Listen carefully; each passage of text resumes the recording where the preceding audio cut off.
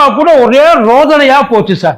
எப்ப பாரு என்ன செஞ்சாலும் எதையாச்சும் கத்திக்கிட்டே சுத்திக்கிட்டு கிடக்குறாங்க. இத்தனை நாள என்ன கேட்டாங்க, ஏன் விஜய் இன்னும் கரூருக்கு போகல, ஏன் அவர் போக மாட்டேன்றாரு, பயமா அப்படின்னு சொல்லி அவரை போட்டு நோண்டிக்கிட்டு இருந்தார். இன்னைக்கு அவங்க நோண்டுல அவரை உருட்டின பேண்ட மாட்டிட்டு கிளம்புறாரு. நான் கரூருக்கு போறேன், 10ஆம் தேதி பிக்ஸ், நான் கரூருக்கு போறேன் அப்படின்னு அவர் கிளம்பின உடனே இவங்களும் கிளம்பிட்டாங்க. நேரம் உச்ச நீதிமன்றத்துல போய் உட்கார்ந்துட்டாங்க. அவர் கரூருக்கு போக கூடாது, என்னதான் பண்ண சொல்றிய அவரை, அவர் போகலன்னா ஏன் போகலன்றிய, போனா ஏன் போறாருன்றிய, உங்களுக்கு வேற வேலையா கிடையாதாப்பா அப்படின்னு சொல்லி திமுகவை போட்டு பரட்டிக்கிட்டு இருக்காங்கன்னு வைங்கள. அவரு உண்மையிலேயே அந்த ஃபேமிலியில மனசு வருந்தி செஞ்ச தப்புக்கு பிராய்ச்சித்தம் பண்ண போனா பரவாயில்ல சார். சத்தவங்களுக்கு செட்டில்மெண்ட் பண்ண போறாங்க சார். அதைத்தான் ஏற்கனவே பண்ணியிருக்காங்களே, நீங்க கேட்கலாம். அதாவது 20 லட்சம் ரூபாய் அவர் கொடுத்தாரு, 10 லட்சம் ரூபாய் கவர்மெண்ட் கொடுத்துச்சு, அப்புறம் அந்த கட்சி இந்த கட்சின்னு சொல்லி மொத்தமா ஒரு ஃபேமிலிக்கு 40 லட்சம் ரூபாய் செட்டில்மெண்ட் தமிழ்நாடு பண்ணிருக்கு. ஏன்னா தமிழ்நாட்டுக்காகத்தானே போராடி உயிரை விட்டுருக்காங்க. அதனால தமிழ்நாடு ஒட்டுமொத்தமா சேர்ந்து 40 லட்சம் ரூபாய் அவங்களுக்கு கொடுத்து அவங்க செஞ்ச தியாகத்தை சமன் பண்ணிருச்சு. அவங்க ஏற்கனவே போனது அந்த 20 லட்சம் ரூபாய் கொடுத்தது, இந்த 10 லட்சம் ரூபாய் கொடுத்ததெல்லாம் தேர்தல் நிதி, அதான் எலெக்ஷன் அப்ப எந்த பிரச்சனையும் வந்துடக்கூடாதுங்கிறதுக்காக அங்க கொடுத்தது. இப்ப அவங்க ஒரு செத்தவங்களுக்கு செட்டில்மெண்ட் பண்றதுக்கு பெரிய விழா ஒண்ணு எடுக்கிறாங்க. இந்த செட்டில்மெண்ட் ஆட்சிக்கு எந்த ஆபத்து வந்துடக்கூடாது, நம்ம ஆளுங்க எங்கேயும் போயிட்டு அதான் இவங்க தான் சார் இப்படி இதுதான் சார் நடந்தது அப்படின்னு சொல்லி அங்க இருக்கிறவங்க யாரும் எடுத்து சொல்லிடக்கூடாது. இந்தியாவில இந்த மாதிரி ஒரு கேஸ் ரொம்ப ரேரு. எது தெரியுமா, அதை செத்ததெல்லாம் கிடையாது, ஏகப்பட்ட பேர் செத்து இருக்காங்க. செத்ததுக்கு ஒரு என்கொயரி கமிஷன் போட்டு அது சிபிஐக்கு போட்டு அந்த சிபிஐ ஓய்வு பெற்ற உச்ச நீதிமன்ற தலைமை நீதிபதி ஒரு நீதிபதி, உச்ச நீதிமன்ற நீதிபதி, அந்த நீதிபதி அவர் தலைமையில் அவருக்கு ரிப்போர்ட் பண்ணி இவ்வளவு ப்ராசஸ் இருக்கு. பொதுவா ஒரு கேஸ் கோர்ட்ல இருந்தா அந்த கேஸ பத்தி பொது வழியில முக்கியமா சம்பந்தப்பட்டவங்க எவனும் பேசக்கூடாது. அதை பத்தின கருத்துக்கள் சொல்லலாமே தவிர அதை எவனையும் கை காட்டி எல்லாம் பேசலாம் முடியாது, அப்படியெல்லாம் பேசிட முடியாது. இப்ப தாவேக அவர் அமைச்சர் ஒருத்தர் டர்லாகி இருக்காப்புல, வேற யாருக்கும் இல்ல, நம்ம ஆதவர்த்தினாத்த. அவர் போட்ட போலதான் இன்னைக்கு எல்லாரும் போயிட்டு உட்கார்ந்துருக்காங்க. எதுக்கு இவங்க இப்ப கிளம்பி போறாங்க, ஐயா விஜய் எதுக்கு கொண்டு போய் நிப்பாட்ட போறாங்க அப்படின்றது அவர் பேசின பேச்சிலேயே தெரிஞ்சு போச்சு. ஒண்ணு இல்ல, இப்ப அந்த விக்டிம் இருக்காங்க இல்லைங்களா, அதாவது பாதிக்கப்பட்டவங்க, அந்த பாதிக்கப்பட்டவங்க ஜென்ரலா என்ன ஆகும்னா இந்த மாதிரி விஷயங்கள்ல ஏதாச்சும் பெரிய பதவியில இருக்கிறவங்க, அதாவது அவங்கள இன்ஃப்ளூயன்ஸ் பண்ணி அவங்கள மாத்துறவங்க யாரு வேணாலும் இருக்கலாம், அந்த அதிகாரம் கொண்டவங்க அங்க எதுவும் பண்ணிடக்கூடாதுன்றது அவங்களே பிரிச்சு வைப்பாங்க.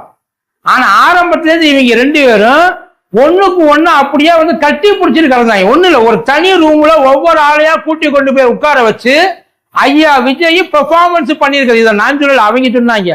கைய பிடிச்சி கதறி அழுதாப்புலப்பா, காலில் விழுகாத குறை. அவருக்கு இதுக்கு தான் சம்பந்தம் இல்லையா, ஏன் அவர் போய் காலில் விழுகணும்? நியாயமா என்ன பண்ணிருக்கணும்? எல்லாரையும் உட்கார வச்சு இப்ப எப்படி அன்னைக்கு எப்படி பேசினாங்களோ அதை இன்னைக்கும் பேசியிருக்கணுமா இல்லையா?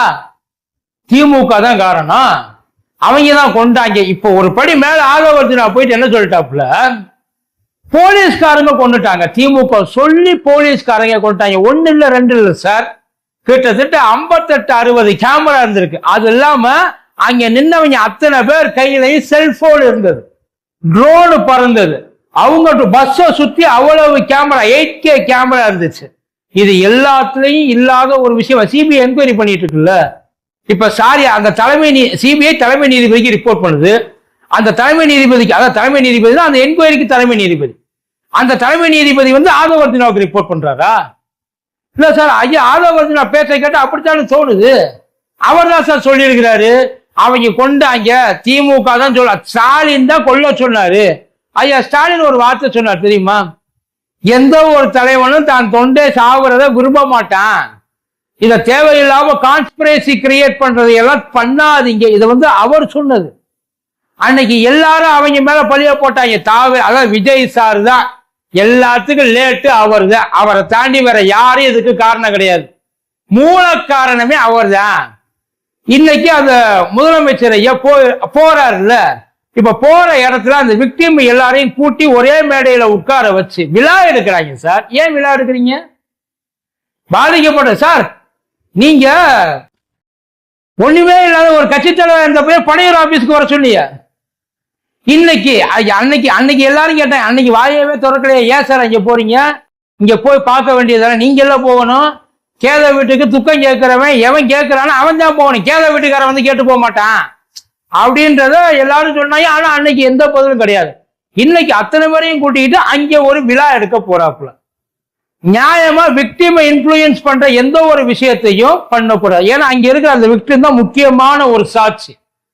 அவங்க தான் வந்து, அதாவது இப்ப இந்த ஆட்சியில இருக்கிறாங்க இல்லைங்களா, இவங்க அத்தனை பேரும் அக்யூஸ் லிஸ்ட்ல இருக்கிறவங்க. ஐயா புஷி ஆனந்த், நிர்மல் குமார், அந்த மதியழகன், அப்புறம் ஐயா ஆதவர்ஜுனா, இவங்க அத்தனை பேரும் அக்யூஸ் லிஸ்ட்ல உட்கார்ந்து இருக்கிறவங்க சார். இந்த அக்யூஸ் லிஸ்ட்ல இருக்கிற ஏற்கனவே செந்தில் பாலாஜி உள்ளதுக்கு போட்டாங்க, ஞாபகம் இருக்கா? எதுக்கு உள்ளதுக்கு போட்டாங்க? அவர் செஞ்ச தப்ப நிரூபிச்சு உள்ளதுக்கு போட்டாங்களா? கிடையாது. எங்க அவர் வெளியில இருந்தா ஏதாச்சும் வேலையை பார்த்து அவர் செஞ்சது எல்லாத்தையும் எதையாச்சும் போட்டு மறைச்சு ஒண்ணுமில்லாம ஆக்கிடுவாப்புல. அதான் அந்த விக்டிம் ஏதோ ஒரு வகையில அவர் இன்ஃப்ளூயன்ஸ் பண்ணுவார். மிரட்டலாம், இல்ல ஏதாச்சும் வந்து காம்ப்ரமைஸ் பேசலாம், இல்ல வேற ஏதாச்சும் ஒண்ணு பண்ணி தரேன்னு சொல்லி ஒரு அண்டர்ஸ்டாண்டிங்க்கு வரலாம். இந்த மாதிரி எதுவும் நடந்துடக்கூடாது அப்படின்றதுனால தான் அவர் தூக்கி உள்ள போட்டாங்க. இன்னைக்கு இவங்க எல்லாரும் வெளியில சுத்திட்டு, அதுவாது பரவாயில்ல சார், பைனான்சியல் ஃப்ராடு, இது கிரிமினல் சார்ஜஸ். உசுறு போச்சு, 41 உசுறு போச்சு. குழந்தைய உசுறு, பெண்கள் உசுறு, ஆண்கள் உசுறு, குடும்ப நாசமா போச்சு. இவங்க எல்லாரும் இன்னைக்கு ஒட்டுமொத்தமா கிளம்பி கரூருக்கு போறாங்க. ஏன் கரூருக்கு போகணும்? முதல்ல இது போகலாமா? இப்ப அதுக்காகத்தான் என்ன சொல்றாங்க, இவங்க போனா எதையாச்சும் செய்வாங்க. அரசு வேலை எதுக்கு சார்? இந்த அரசு வேலை அந்த கரூர் சம்பவத்துல அந்த ஃபேமிலிகளுக்கு கொடுக்கறதுல எவ்வளவு பேருக்கு உடன்பாடு இருக்கு. கொடுக்கலாம், தப்பு இல்ல. அவங்க செஞ்சது மிகப்பெரிய தியாகம். அவங்க நமக்காகத்தானே, அதாவது தமிழ்நாட்டுக்காக, தமிழ்நாட்டோட உரிமைக்காக, தமிழ்நாட்டோட அந்த இதுக்காக, அந்த வர வேண்டியதுக்கெல்லாம் செய்ய வேண்டியதுக்கெல்லாம் துரோகம் பண்ணவங்களை எதிர்த்து கேட்டு அவங்க தன்னோட உசுரை வந்து விட்டுட்டாங்க. எவ்வளவு பேர் நினைக்கிறீங்க? அவங்களுக்கு கொடுத்தது நல்லது, அவங்களுக்கு கொடுத்தது வேலிடு, கொடுக்கறது வேலிடு. அரசாங்க வேலை யாரு கேட்டு இப்ப போராட்டம் பண்ணாங்க? அவங்களுக்கு அரசாங்கம், நீங்க ஆட்சிக்கு வந்ததுக்கு அப்புறம் நியாயமா அவங்களுக்கு அரசாங்க வேலையா சார் வேணும்? 40 லட்சம் ரூபாய் ஆல்ரெடி செட்டில்மெண்ட் போயிடுச்சு. அது போனதுக்கு அப்புறம் இந்நேரம் நம்ம வந்து இந்த 2 மாசம் ஆச்சு. என்ன இறங்கி நின்று அன்னைக்கு நம்ம என்ன கத்துனா பண்ணது எல்லாம் திமுக. இன்னைக்கு அந்த மைண்ட் செட்டுக்கு கொண்டு போறாங்க சார். கவர்மெண்ட் வேலை கொடுத்துட்டா, பாதிக்கப்பட்ட ஃபேமிலிக்கு கவர்மெண்ட் வேலை கொடுத்துட்டா, அந்த பாதிக்கப்பட்ட ஃபேமிலி இன்னைக்கு இருக்கிற அரசாங்கத்துக்கு யாரு கொடுத்தாங்களோ அவங்களுக்கு ஆதரவா சொல்லுமா எதிரா சொல்லுமா? முதல்ல இந்த வேலை விக்டிமை இன்ஃப்ளூயன்ஸ் பண்ற வேலையை கவர்மெண்ட் நீதிமன்றம் அனுமதிக்கலாமா? அதுக்காகத்தான் இங்க இருந்து கிளம்பி போயிருக்கா சார். ஓப்பன் மேடையில ஒரு ஆள் சொல்றாங்க, அவங்களோட அஜெண்டா என்ன, அந்த நரேட்டிவ் என்ன அப்படின்றது எல்லாருக்குமே நல்லா தெரிஞ்சு போச்சு. இதுக்குத்தான், இந்த வேலையை பார்க்கறதுக்காகத்தான் அவங்க அங்க கரூருக்கு போறாங்க. அதுக்காகத்தான் இந்த கவர்மெண்ட் வேலைய அவசரமா கணக்க தீர்க்கிறேன்றாங்கல்ல. யார் கணக்கு யார் தீர்க்கிறது? நீங்களே கணக்கு போட்டு நீங்களே தீர்த்துக்குவீங்களா? இல்ல, அவங்க பண்றது அப்படிதான் சார் இருக்குது. இதுல எத்தனை பேருக்கு இதுல வந்து இதை எப்படி வெளியில வேடிக்கை பார்த்துட்டு இருக்கான்னு தெரியல. ஒரு போலீஸ் டிபார்ட்மெண்ட் கையில இன்னைய முதலமைச்சர் கையில வச்சிருக்கிறாரு, அவர் வாய்ட்டு வந்து சொல்லலாம்ல. இல்ல ஒருவேளை அப்படி ஏதாச்சும் ஒரு உண்மை உங்களுக்கு வேற ஏதாவது தெரிஞ்சுன்னா எத்தனை பேரை சஸ்பெண்ட் பண்ணிருக்கீங்க? எவ்வளவு பேரை குற்றப்பத்திரிக்கை சார் எல்லாரையும் உள்ளுக்குள்ள எடுத்திருக்கிறாங்க. சிபிஐ அத்தனை பேரையும் என்கொயரி பண்ணிருக்கு. இருக்கிற எல்லாரையும், செந்தில் பாலாஜி முதற்கொண்டு எல்லாரையும் என்கொயரி பண்ணிருக்கு. அங்கே பாதிக்கப்பட்டவங்களை தாண்டி அதை பார்த்தவங்களையும் என்கொயரி பண்ணிருக்கு, விசாரணை பண்ணிருக்கு, சாட்சியங்கள் சொல்லியிருக்கிறாங்க. அவ்வளவு ஒண்ணு திரட்டி ஒரு இடத்துல இப்ப உட்கார்ந்து இருக்கு. இப்ப எந்த நரேட்டிவை செட் பண்றதுக்காக இவங்க இப்ப கிளம்பி போறாங்க? கேள்வி ரொம்ப சிம்பிள். இத பண்ணா அதாவது நேரடியா உட்கார்ந்து திரைமறைவில் இது வரைக்கும் பண்ணியிருக்காங்க. அதாவது இது பண்ணாத, நான் உனக்கு என்ன வேணுமோ பாத்துக்கிறேன். பஞ்சாயத்து, கட்ட பஞ்சாயத்து பார்த்துருக்க, கவர்மெண்ட் பஞ்சாயத்து இன்னைக்கு தாப்பா பாக்குறோம். அதை ஊரை கூட்டி பண்றாங்க சார் அவங்கள.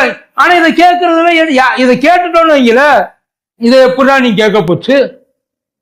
இத உடனே தூக்கிட்டு வந்துருவீங்களா? ஏன் பாதிக்கப்பட்டவங்களுக்கு எல்லாம் பண்ணக்கூடாதா? பண்ணலாம் பாசு. பாதிக்கப்பட்டவங்க எதுக்காக பாதிக்கப்பட்டா? அவங்களுக்கு என்ன பண்ணணுமோ தனிப்பட்ட முறையில பண்ணுங்க. அன்னைக்கு முதலமைச்சரை பார்க்க வரேன்னு வரல. ஏன்னா முதலமைச்சரை பார்க்க வரேன்னு ஒருவேளை எப்படி ஆயிருந்தா முழுக்க முழுக்க அவங்க மேல தூக்கி போட்டிருப்பாங்க. அன்னைக்கு தனிப்பட்ட ஒரு நபரை பார்க்க வர்றதுக்காக உசுர விட்டவங்க தான் அவங்க. அவ்வளவுதான். நீங்க என்ன சொன்னாலும் அதுதான் உண்மை. அதுக்காகத்தான் குழந்தை குட்டிகளை தூக்கிட்டு போயிட்டு பார்க்க வந்தாங்க. பார்க்க காணாததை கண்ட மாதிரி. ஏன்னா அவதார புருஷர் இல்லையா, அவரை பார்க்கறதுக்காக அடிச்சு புடிச்சுக்கிட்டு உசுர விட்டாங்க. நியாயமா எவன் பண்ணணும்? யாரு பண்ணணும்? அன்னைக்கு அரசாங்கம் கொடுத்த காசே தப்பு. எல்லா கட்சி அது அவங்க பண்ண முழுக்க முழுக்க அரசியல். அத்தனை கட்சிகளும் கொடுத்துட்டு பத்தியலா, அது எல்லாரும் கொடுத்துட்டாங்க. நம்ம கொடுக்காம போனா தப்பா போயிருமே ஒவ்வொருத்தரா போய் சொன்னாங்க. அன்னைக்கு இன்னைக்கு கூட்டணியில இருக்க அத்தனை பேரும் அவர் தான் காரணம் சொன்னாங்க சார். இன்னைக்கு யாரும் ஒருத்த வாய தொடங்க மாட்டேன்றாங்க. ஏன் பண்ண போறாங்க? ஆனா இந்த கேஸ் இப்ப பெரிய கேஸ், இந்தியா முழுக்க பரபரப்பா பேசப்பட்ட ஒரு கேஸ். அந்த கேஸ்ல இப்படி ஒரு விஷயம் ஓப்பனா நடக்குது அப்படின்றப்ப அதை உட்கார்ந்து வேடிக்கை பார்த்துக்கிட்டு இருப்பாங்களா என்ன? போ சொல்லி எல்லாரையும் உங்களுக்கு ஆதரவா பேச சொல்லி, அவங்க ஆதரவா பேச சொல்றது தாவேகாவுக்கு ஆதரவா திமுகவுக்கு எதிரா. அன்னைக்கு இந்த போலீஸ் ஆபீசருக்கு எதிராக போலீஸ் ஆபீசர் கொண்டுட்டாங்கன்ற ஒரு பேச்சுக்கு இப்ப கொண்டு வர போறாங்க. இவ போய் சொன்னா அந்த பேச்சு மனசுக்குள்ள பதியுமா பதியாதா? பதியும்ல. அதைத்தான் பண்ண போறாங்க. பாப்போம். கோர்ட்டு போ சொல்லுதா? ஒருவேளை போ சொன்னாலும் அங்க போயிட்டு அந்த விக்டிமை மேலே ஏற்றிட்டு வேற என்ன பேசுவாங்க? இதை பத்தி பேசக்கூடாது. கரூர்ல போயிட்டு வேற என்ன சார் பேசுவாங்க? வெளியில சட்டமன்றத்துல பேசுறதுக்கு அவங்களுக்கு ஒண்ணும் இல்லையே. கரூர்ல போயிட்டு என்ன பேசுவாங்க தெரியல. பாப்போம் என்ன பண்ண போறாங்க.